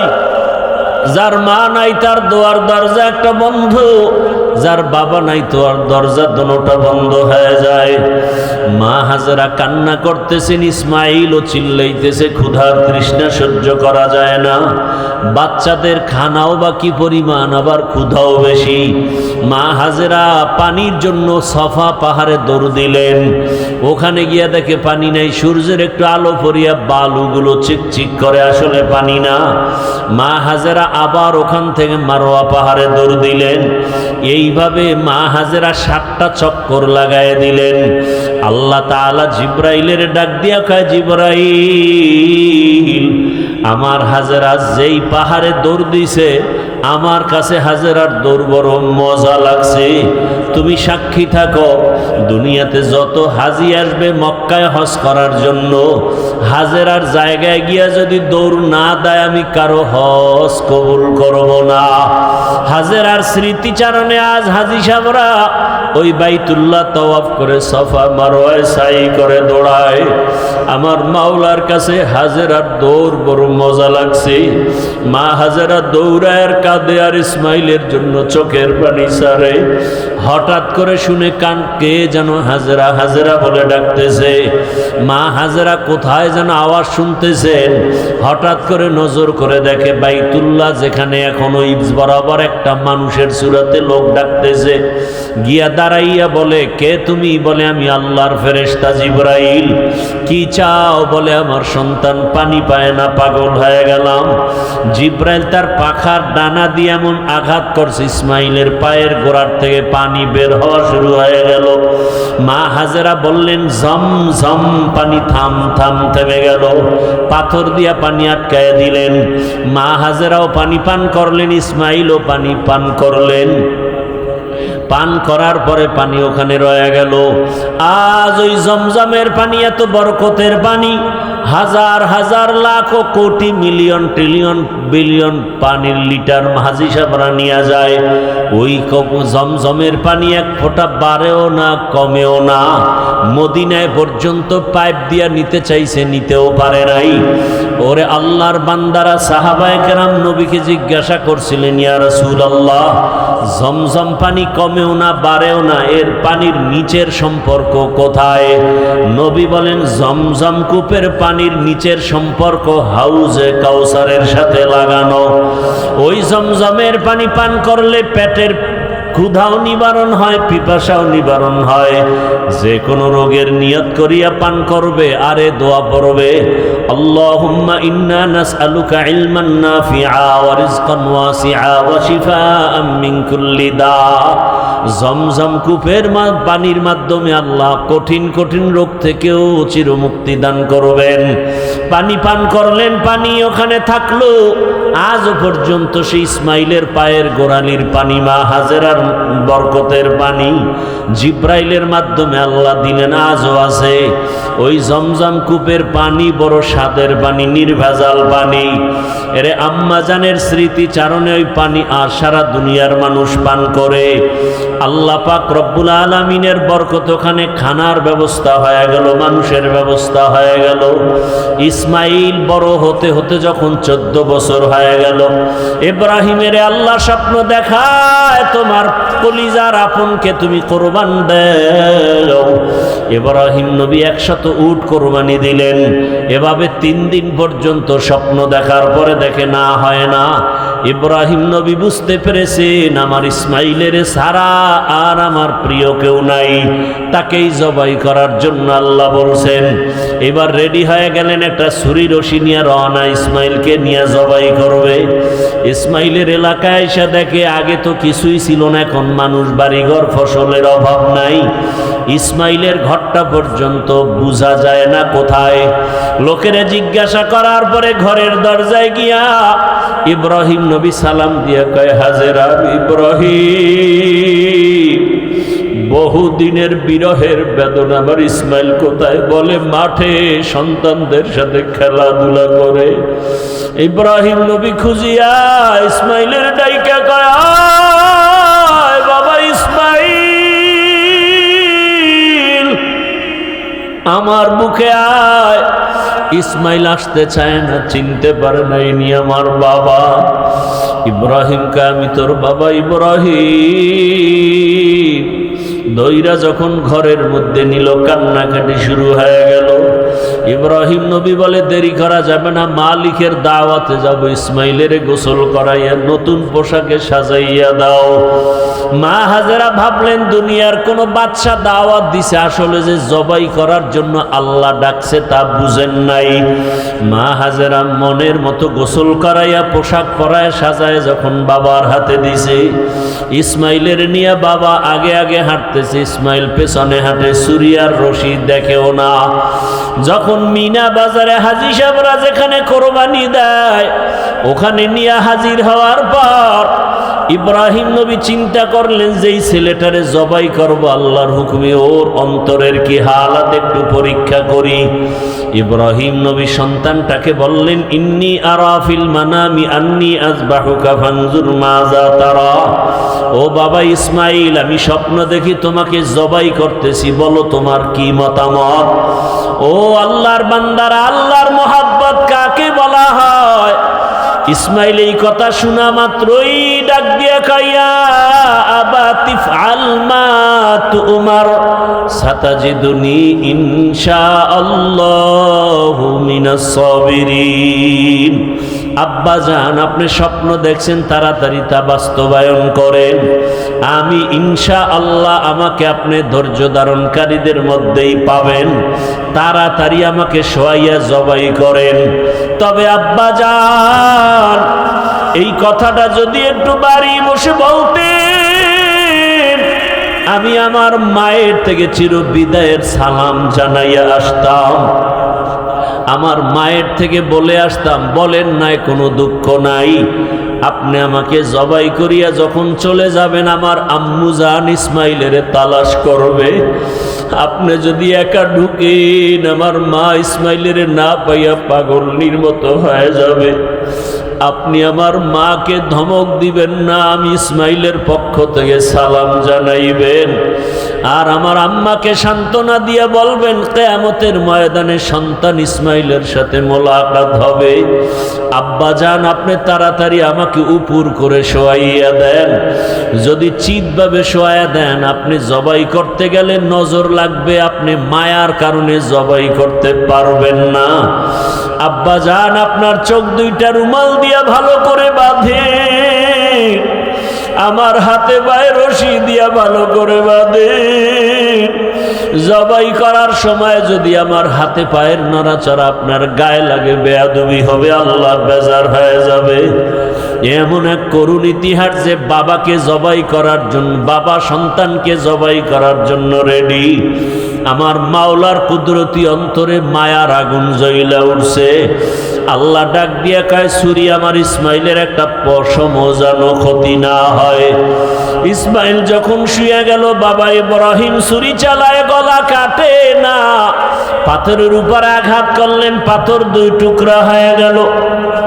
ইসমাইল উঠা দাঁড়ায় গেল, কি হয়ে গেল বুঝলাম না, আল্লাহ বুঝি বেজার। ইব্রাহিম নবী কয়, না, আবার একবার শুয়া পড়ো ইসমাইল, এইবার আমার হাতে রক্ত না লাগা পর্যন্ত ছুরি চালানো বন্ধ করব না। যখন আবার ইসমাইল শুয়া পড়ল বাবার হাতে জবাই হওয়ার জন্য, আল্লাহ কয়, জিবরাইল যাও যাও, জান্নাত থেকে একটা দুম্বা নিয়ে দৌড়াও, আমার ইসমাইলের রক্ত হাতে না লাগা পর্যন্ত ছুরি চালাইতেই থাকবে। ইসমাইলের ছুরির নিচ থেকে সরাইয়া দুম্বাটা ছুরির নিচে দিয়া দাও।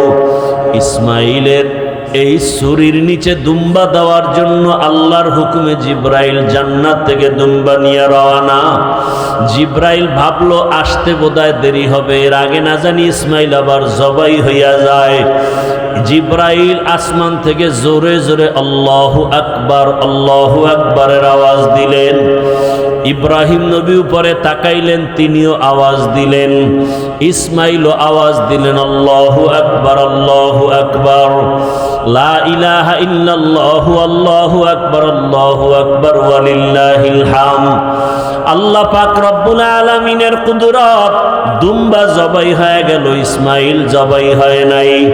এই কোরবানি আল্লাহ কিয়ামত পর্যন্ত আমাদের উপরে জারি করে দিয়েছেন। নবীজিকে জিজ্ঞাসা করা হয়, কোরবানি কি জিনিস? আল্লাহর নবী জবাব দিলেন, সুন্নাত আবিকুম ইব্রাহিম, ইব্রাহিম নবীর এটা তরিকা। কোরবানি দেওয়া মানে পশু জবাই দেওয়া না। আল্লাহ বলেন, লা ইয়ানালাল্লাহু লুহুমুহা ওয়ালা দিমাউহা ওয়ালাকিন ইয়ানালুহুত তাকওয়া মিনকুম। ও বান্দা, তোমার তাকওয়া আল্লাহর কাছে পৌঁছবে, তোমার পশুর রক্ত গোশত আল্লাহর কাছে পৌঁছবে না। কোরবানি দেওয়ার মানে আল্লাহর মোহাব্বত, আল্লাহর কাছে কোরবানি দেওয়া। আমার জান, আমার মাল, আমার সব কিছু আল্লাহর পথে কোরবানি দেওয়া। আমি রোজা রাখি, নামাজ পড়ি, যা কিছু করি, সময়ের কোরবানি, নামাজের কোরবানি, জানের কোরবানি, মালের কোরবানি আল্লাহর জন্য, কাউকে দেখাবার জন্য কোরবানি না। ও আমার যুবক বাবারা, বৃদ্ধ বাবাজিরা, পর্দার আড়ালের মা বোনেরা, সময়ের কোরবানি, জীবনের আমলের কোরবানি। আর কয়দিন দাড়ি কাটবা, কয়দিন বেপর্দায় চলবা, কয়দিন মোবাইলে গুনাহ করবা। জীবনে তো দাড়ি কম কাটো নাই, বেপর্দায় কম চলো নাই। এখনো কি তুমি কোরবানির সময় আসছে, আল্লাহর মোহাব্বতের কোরবানি দিয়া দাড়িটা রাখতে পারবা না? তোমার মতো কত যুবক স্কুল কলেজে পড়ে দাড়িওয়ালা, অভাব নাই, তুমি পারো না কেন? তোমার মতো কত যুবক রাস্তায় গাড়ি চালায় দাড়িওয়ালা, তুমি পারো না কেন? কত যুবক দাড়িওয়ালা চাকরি করে, ব্যবসা করে, তুমি পারো না কেন? ও মা বোনেরা, আপনার মতো কত মা বোন পর্দাওয়ালা, নামাজ পড়ে, স্বামীর খেদমত করে, আপনি পারেন না কেন? আল্লাহর কাছে তওবা করেন আর নামাজ ছাড়বেন না, বেপর্দায় চলবেন না, স্বামীর মাল নষ্ট করবেন না। ও যুবক বাবারা, তওবা করো আর দাড়ি কাটবা না, বেপর্দায় চলবা না, নামাজ ছাড়বা না। বৃদ্ধ বাবাজিরা, তওবা করেন আল্লাহর মোহাব্বতে আর নামাজ ছাড়বেন না, দাড়ি কাটবেন না। একটা নেককার সন্তানের মা বাবা হইয়া কবরে যাবেন, সন্তান ডাক্তার হবে, নেককার নামাজি ডাক্তার বানায় যান। সন্তানটাকে একজন প্রফেসর বানাবেন, ইঞ্জিনিয়ার বানাবেন, নেককার কোরআন পড়নেওয়ালা নামাজি ইঞ্জিনিয়ার বানায় যান। যদি পেছনের গুনাহ হয়ে থাকে, আল্লাহর কাছে তওবা করেন, হে মালিক, জীবনে দাড়ি কেটে গুনাহ করেছি, চোখের গুনাহ, হাতের গুনাহ, জবানের গুনাহ, অন্তরের গুনাহ, আজকে থেকে তওবা করলাম আর গুনাহ করব না। খাঁটি অন্তরে তওবা করলে জীবনের গুনাহ মাফ হয়ে যাবে। আল্লাহ আবার জীবন দান করেন, জীবনের গুনাহমুক্ত হইয়া যেন চোখে পানি নিয়ে কবরে যাওয়ার তৌফিক দান করেন, আমিন। আলহামদুলিল্লাহি রাব্বিল আলামিন, ওয়াসসালাতু ওয়াসসালামু আলা সাইয়্যিদিল আমবিয়া ওয়াল মুরসালিন ওয়া আলা আলিহি ওয়া আসহাবিহি আজমাইন। ইয়া আরহামার রাহিমিন, ইয়া আরহামার রাহিমিন, ইয়া আরহামার রাহিমিন। রব্বিরহামহুমা কামা রাব্বায়ানি সগীরা। اللهم إنك عفو كريم تحب العفو فاعف عنا। ও দয়ার মালিক, কুদরতির নজর দিয়ে তাকায় দেখেন, কত উলামায়ে কেরাম, কত মুরব্বী, হাজী সাহেব, ব্যবসায়ী, চাকরিজীবী, যুবক, ছাত্র, পর্দার আড়ালের মা বোনেরা, আপনার দরওয়াজায় আমরা গুনার বোঝা নিয়ে হাজির। তওবা করেছি আর গুনাহ করব না রে আল্লাহ। আমার প্রত্যেকটা মা বোনদেরে হাজেরা আলাইহা সালামের আদর্শওয়ালা বানায় দেন রে আল্লাহ। আমার কলিজার যুবক, প্রত্যেকটা যুবকের ইসমাইল নবীর আদর্শওয়ালা বানাইয়া দেন। আয় আল্লাহ, আমার প্রত্যেকটা মুরব্বী বাবাদেরকে ইব্রাহিম নবীর আদর্শওয়ালা বানাইয়া দেন। আয় আল্লাহ, গুনাহ তো করতে করতে এখন চোখে পানি নেই, দিল পাথরের মতো শক্ত। আয় আল্লাহ, কান্নাওয়ালা চক্ষু দান করেন, জিকিরওয়ালা জিহ্বা দান করেন, আখিরাতের ফিকিরওয়ালা কলব দান করেন। আয় আল্লাহ, এই ময়দানে কি কান্নাওয়ালা কেউ নাই? পর্দার আড়ালের কত মা বোনেরা হাজির। ও আল্লাহ, যার চোখের পানি আপনার কাছে পছন্দ, তার বরকতে সবার গুনাহগুলো মাফ করে দেন আল্লাহ। আয় আল্লাহ, আমার কলিজার যুবকদের দিনের খাদেম বানায় দেন। ওলামায়ে কেরাম, মুরব্বী, হাজী সাহেবদের মাফ করে দেন। ব্যবসায়ী, চাকরিজীবীদের যারা, তাদের মাফ করে দেন। আয় আল্লাহ মা বোনদের আবেদা পর্দাওয়ালা বানায় দেন, সন্তানগুলো নেককার বানায় দেন, যারা লেখাপড়া করে পরীক্ষার্থী কামিয়াবি দান করেন। আয় আল্লাহ যুবকদেরকে দিনের খাদেম বানায় দেন, মোবাইলের গুনাহ থেকে আমাদের হেফাজত করেন আল্লাহ। আয় আল্লাহ যাদের পেছনে থাকলে, যাদের সাথে চললে গুনাহ হবে, এদের সঙ্গ থেকে হেফাজত করেন। আয় আল্লাহ এদের সঙ্গ থেকে ভিন্নভাবে চলার তৌফিক দান করেন।